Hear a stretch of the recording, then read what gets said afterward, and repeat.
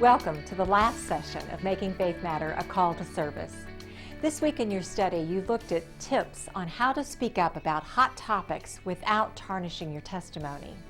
You looked at the example of Jesus' life as he was slandered and as he engaged with political and religious leaders. We must learn to speak up in ways that build up and do not tear down. Now, learning to disagree without being offensive is possible. I encourage you to start practicing the dialogue tips in today's lesson as part of your own spiritual discipline. And remember, we're striving for progress, not perfection. Well, we've come to the end of our 7-week journey exploring how we are to usher in the kingdom of God. And I hope in this journey that you've discovered that service to others is part of the DNA of our faith. Every believer is in the service game. Listen now to the way my pastor, Dr. David Youth, describes this. Hey, in 1967, on December the 31st, Green Bay played Dallas in what is now known as the Ice Bowl. And the reason it's known as the Ice Bowl is that the temperature when the game started that afternoon was 13 below zero. Now remember, Lambeau Field's outdoors. Remember that. The wind chill at game time was 46 below zero. And it was packed. I mean, it was packed out. Green Bay won. And they won for many reasons, but one was they neutralized one of the greatest weapons that Dallas had. One of the weapons Dallas Cowboys had in the day was Bob Hayes. Bob Hayes was the fastest man in the NFL, one time the fastest man in the world. And he was a wide receiver. And they were going to have to double him every time, triple sometimes. But they got to watching him in the game early on, and they saw something. The Green Bay defensive backs saw a pattern. I want to show you what that pattern was.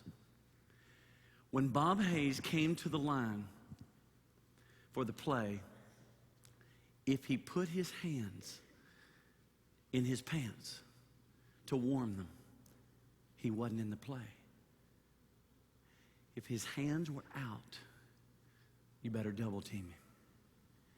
And it was a consistent pattern.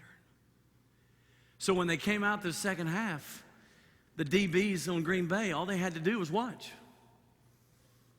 If he came to the line like this, don't worry about him. You see, there are Christians that come to church every Sunday just like this. Because they forget what Bob Hayes forgot. You're always in the play. As long as you're in the game, you're in the play. He just didn't think about it.